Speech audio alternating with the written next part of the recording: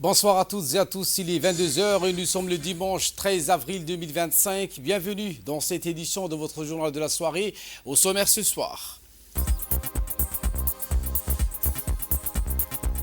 le chef de l'État Ismaël Marguerite a reçu en fin de matinée d'aujourd'hui le président du Sénat somalien, M. Abdi Hachi Abdillahi, arrivé hier soir à Djibouti où il effectue une visite officielle de 72 heures. Et dans l'actualité internationale, des milliers de familles à Gaza dépendent des cuisines de charité. C'est ce qu'informe un rapport des Nations Unies. Voilà pour le sommaire.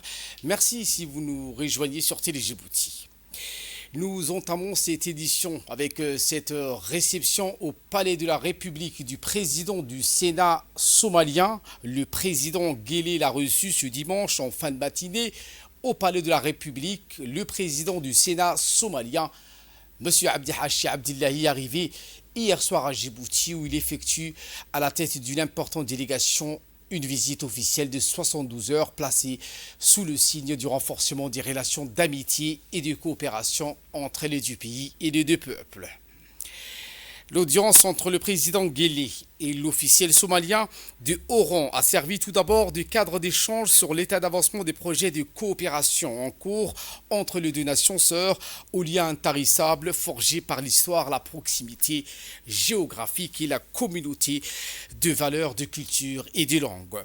La rencontre a permis ensuite à la partie somalienne de briefer le président de la République, Ismaël Marguerite, sur l'évolution de la situation dans ce pays, frère théâtre d'une offensive militaire continue à travers laquelle l'État somalien vise à restaurer définitivement son autorité sur toute l'étendue de son territoire national.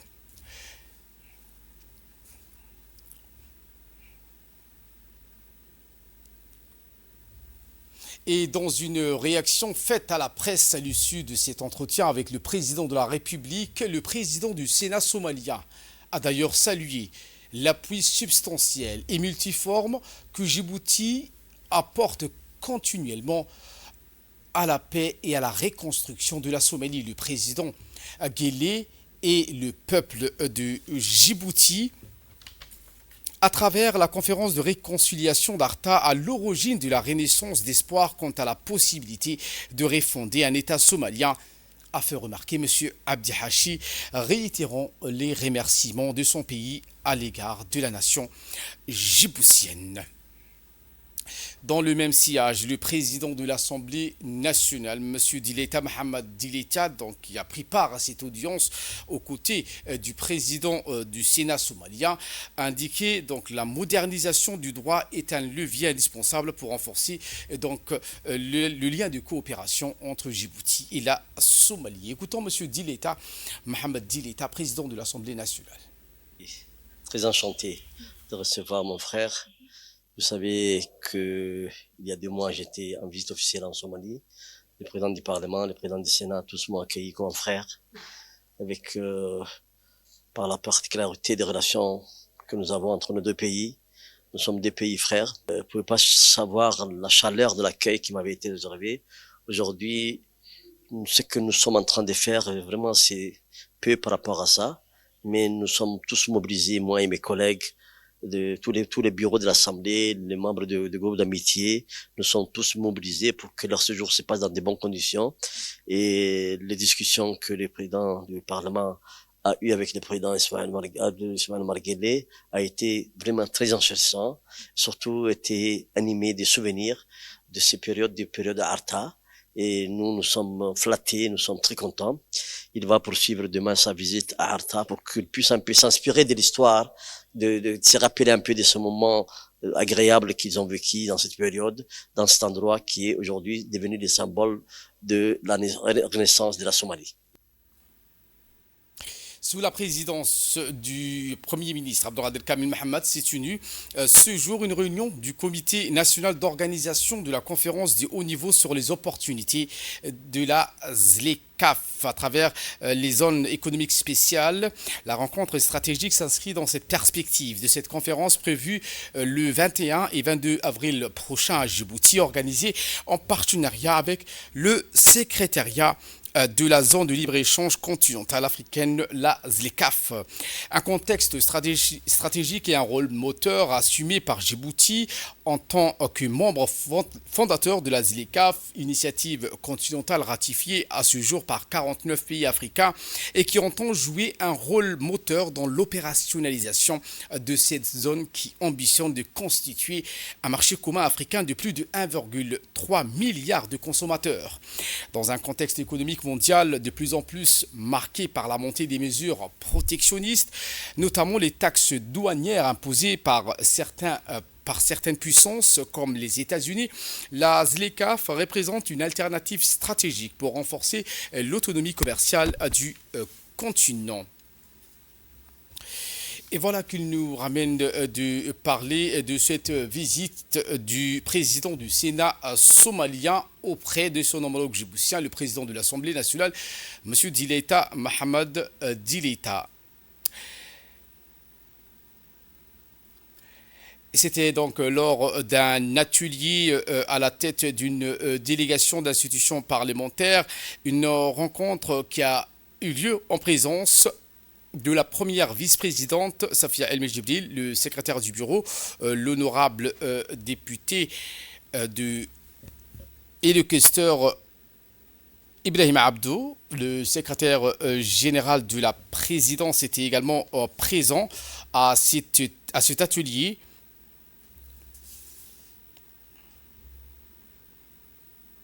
L'atelier donc qui s'est tenu en présence de plusieurs autres responsables s'inscrit dans une longue tradition de coopération entre les deux parties.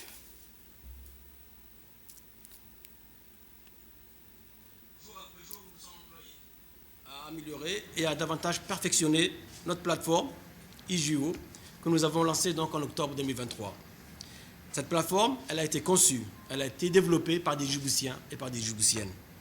Et elle incarne, je n'aurai de cesse de le répéter, d'abord les talents de notre jeunesse.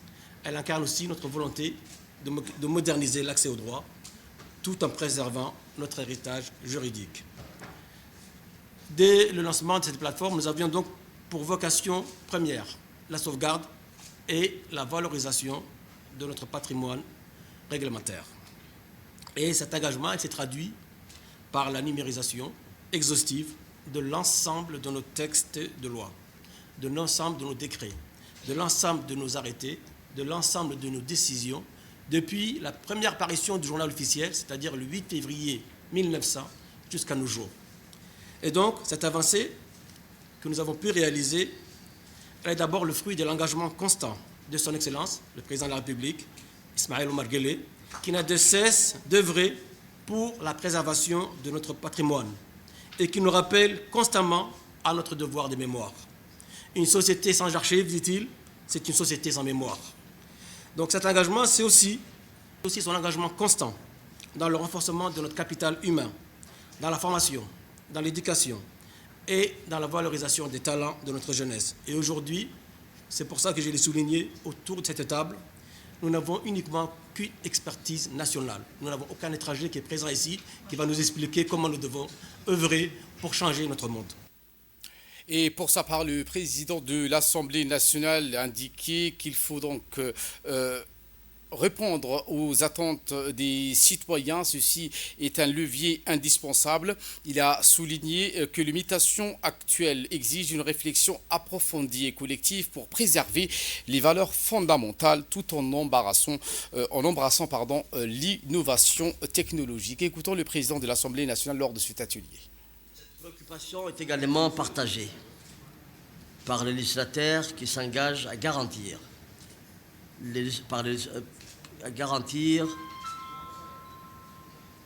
la transparence et l'efficacité des textes de loi afin de faciliter la compréhension de notre système juridique. En effet, l'amélioration de la qualité des lois est l'une des pierres angulaires d'un système juridique fonctionnel et juste, et il est essentiel que les lois soient claires et rédigées dans un langage simple et précis. Cela permettra non seulement d'assurer une meilleure compréhension par le public, mais aussi de favoriser une meilleure application par les autorités compétentes. Par ailleurs, la consistance et la cohérence des lois sont essentielles. De ce fait, il est crucial que le législateur veille à l'harmonisation des différentes normes juridiques afin qu'elles s'intègrent efficacement dans le système juridique global. La régularité et la mise à jour des lois permettent de maintenir un cadre juridique stable et prévisible nécessaire à la sécurité juridique des citoyens. Cependant, dans un monde en constante évolution, les lois doivent sans cesse s'adapter pour répondre aux nouveaux défis économiques, technologiques et sociaux. C'est dans cette optique que nous devons réfléchir collectivement à la manière d'améliorer la qualité de nos législations. Ainsi, les législateurs doivent être réactifs aux évolutions sociales et c'est ce processus d'adaptation continue qui garantit la pertinence de lois. Chers collègues, distingués invités, l'adaptation aux droits et aux évolutions de la société est une nécessité.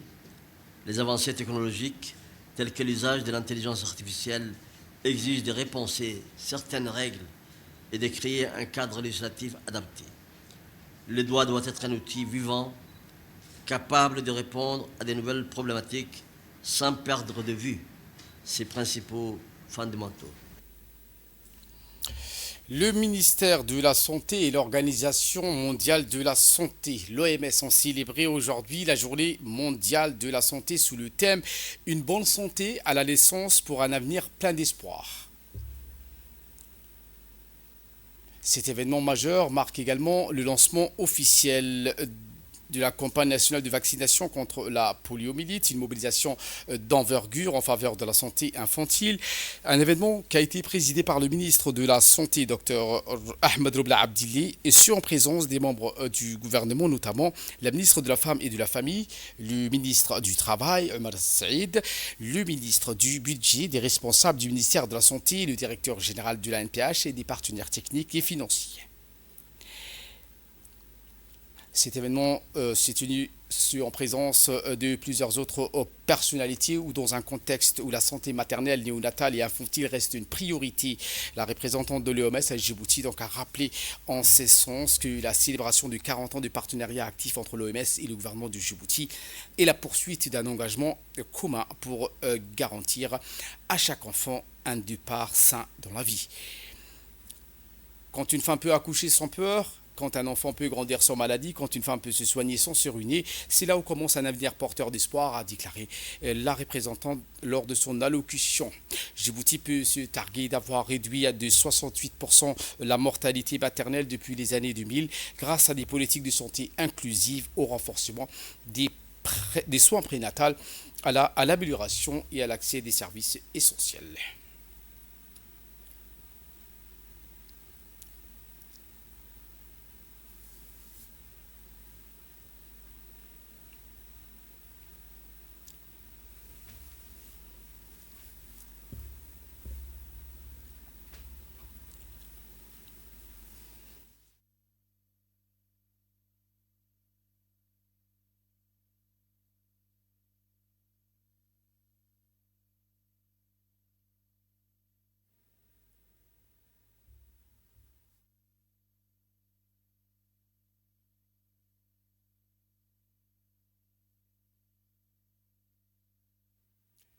Et peu après, le ministre de la Santé, Dr Ahmed Roubla Abdili, a procédé au lancement officiel de la campagne nationale de vaccination contre la poliomyélite. Lors de cette cérémonie solennelle qui s'est tenue au Palais du Peuple, une campagne organisée par le ministère de la Santé en collaboration avec les partenaires techniques et financiers du secteur de la santé et qui vise à renforcer la lutte contre la poliomyélite et à protéger des millions d'enfants à travers le pays contre cette maladie invalidante mais évitable. La vaccination est un droit pour chaque enfant et un devoir pour chaque parent. Ensemble, engageons-nous à protéger nos enfants contre la poliomyélite et à construire un avenir en bonne santé pour notre nation.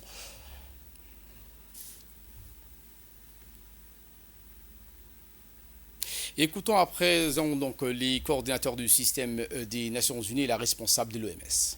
Je suis très content pour le début de la campagne de vaccination du polio. Je crois que de toutes les vaccinations, j'ai partagé plusieurs fois avec vous que mon père avait polio.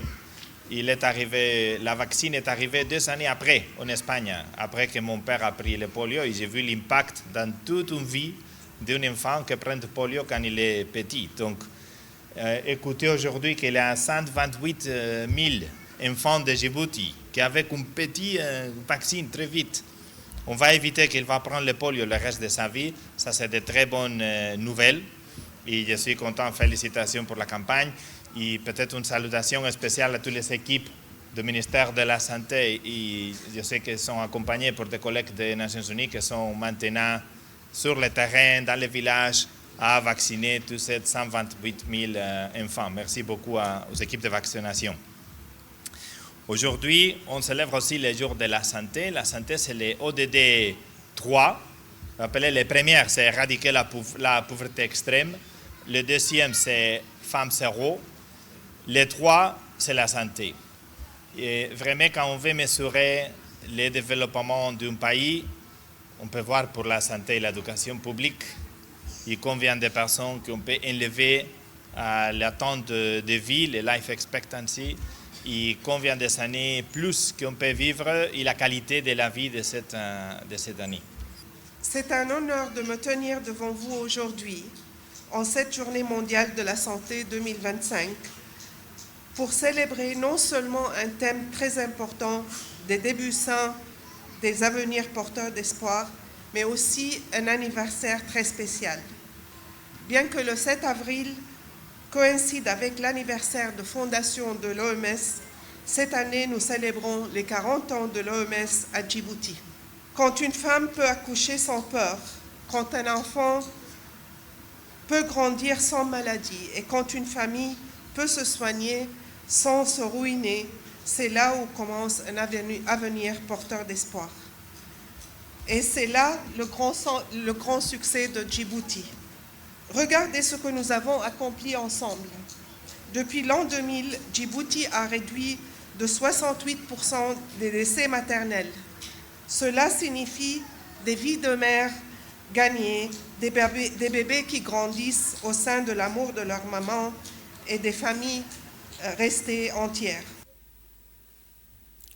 Écoutons à présent la ministre de la Femme et de la Famille, Mme Mouna Ousmane Aden. Pour souhaiter une bonne journée de la santé à tout le système de santé de Djibouti, à l'OMS particulièrement, parce que c'est l'organisme de référence pour la santé, et l'ensemble des partenaires qui travaillent aux côtés du ministère de la Santé pour atteindre les objectifs fixés. Alhamdulillah Rabbil Alamin, les chiffres qui sont annoncés ici sont quand même des chiffres très prometteurs et très positifs, et nous ne pouvons qu'en être fiers. Et j'insiste sur le fait que le système de santé a besoin d'une coordination, a besoin d'une bonne synergie et a besoin de travailler avec tout le monde, parce que la santé commence par la prévention, et ensuite on peut se définir comme un pays où les objectifs du millénaire ou tous les objectifs qui sont fixés au niveau international peuvent être atteints. Le système de santé a besoin aussi d'avoir une performance, notamment dans la qualité du personnel, dans l'offre de soins, dans le plateau technique et dans l'accessibilité. Parce que Djibouti ne peut plus se permettre de se retrouver dans des zones où la santé n'existe pas. Ce n'est pas possible. On a quand même 48 ans d'indépendance, et même si nous avons et nous connaissons qu'il y a des zones où l'accessibilité routière n'est pas facile, on doit se donner les moyens de disposer d'équipes mobiles qui doivent être capables d'amener la santé là où chaque Djiboutien se trouve, parce que pour moi, c'est un droit primordial. Et pour sa part, le ministre de la Santé, Dr Ahmed Rawla Abdelli, s'est exprimé en ces termes. Avec une grande fierté et un profond engagement que je prends la parole ce matin pour la célébration de la Journée mondiale de la santé, cette année placée sous le thème « Une bonne santé à la naissance, à un avenir plein d'espoir ».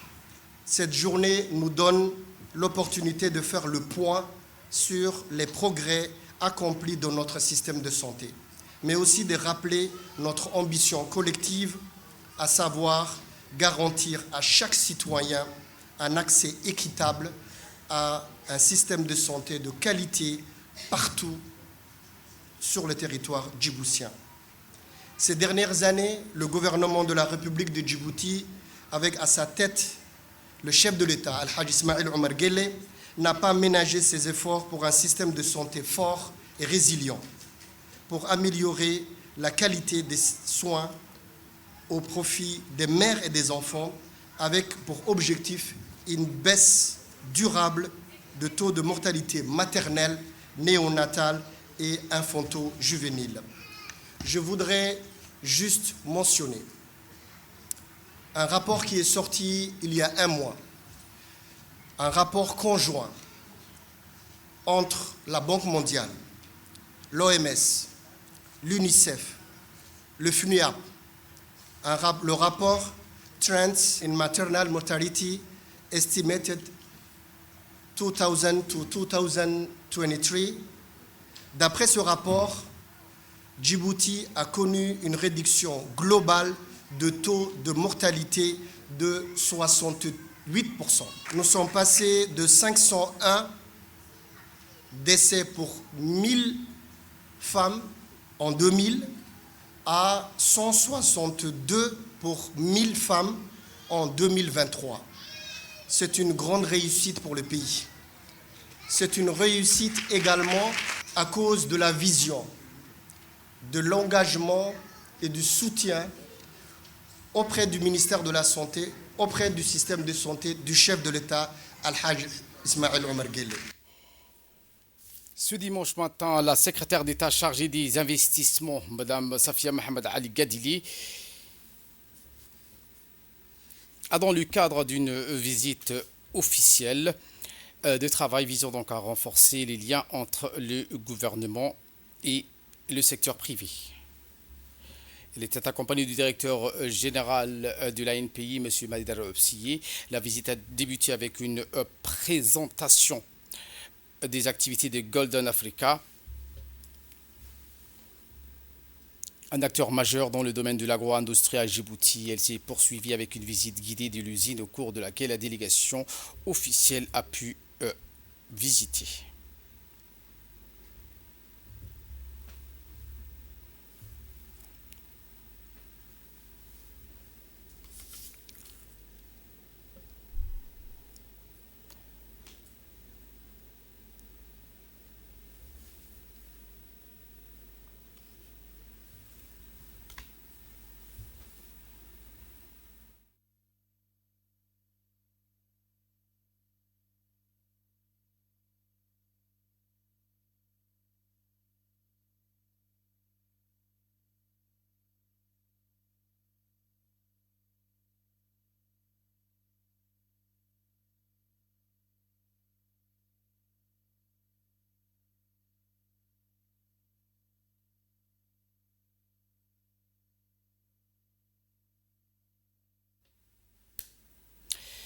Eh bien, dans son intervention, la secrétaire d'État a pour sa part félicité le directeur général de Golden pour les efforts louables entrepris en faveur du développement. C'est très important aujourd'hui que nous soyons au plus près de l'entreprise Golden Africa du Djibouti, que nous soutenons, que nous accompagnons dans l'objectif d'accroître la productivité et la compétitivité de la société Golden Africa du Djibouti. La loi en République de Djibouti qui régit les investissements soutient les entreprises en accordant des subventions sous forme d'exonération fiscale en vue de permettre l'accroissement, le développement du secteur privé dans l'objectif d'accroître les emplois, d'attribuer les emplois pour les entreprises, et les bénéficiaires en sont nos compatriotes djiboutiens. Accroître l'emploi, développer les emplois en République du Djibouti sans les instructions du chef de l'État, son Excellence Al-Hajj Ismail Omar Guelleh. L'État de Djibouti a également mis en place des infrastructures, a énormément, massivement financé les infrastructures portuaires, ferroviaires, routières et aéroportuaires en vue de développer les investissements et attirer les investissements directs étrangers. Aux côtés du directeur général de Golden Africa Djibouti et son équipe, l'équipe du secrétariat d'État en charge des investissements et du développement du secteur privé a effectué une visite de terrain qui fut impressionnante. Nous avons fait le constat sur le terrain des efforts fournis par la société Golden Africa de Djibouti et son équipe.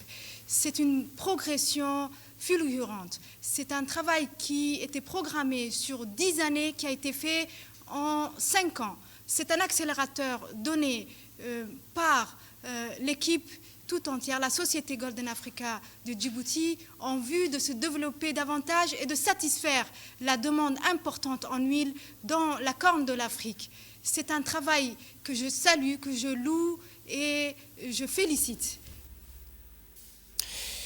Après 5 jours de rencontres institutionnelles et d'échanges diplomatiques nourris, la visite officielle de la délégation de la Douma, conduite par la vice-présidente Mme Barbachenko, s'est achevée avec une sortie en mer dans le splendide cadre naturel du golfe de Tadjoura.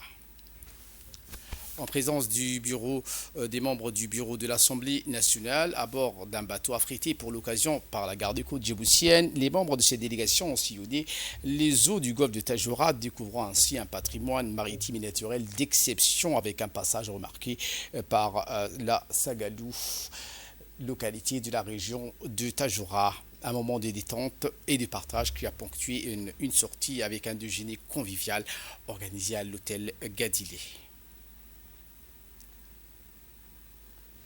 L'Assemblée nationale du Djibouti réitère sa pleine satisfaction quant au bon déroulement de cette visite officielle de Mme Victoria Barbachenko, vice-présidente de la Douma, qui a contribué au renforcement du dialogue interparlementaire et à la consolidation des relations interparlementaires entre Djibouti et la Fédération de Russie.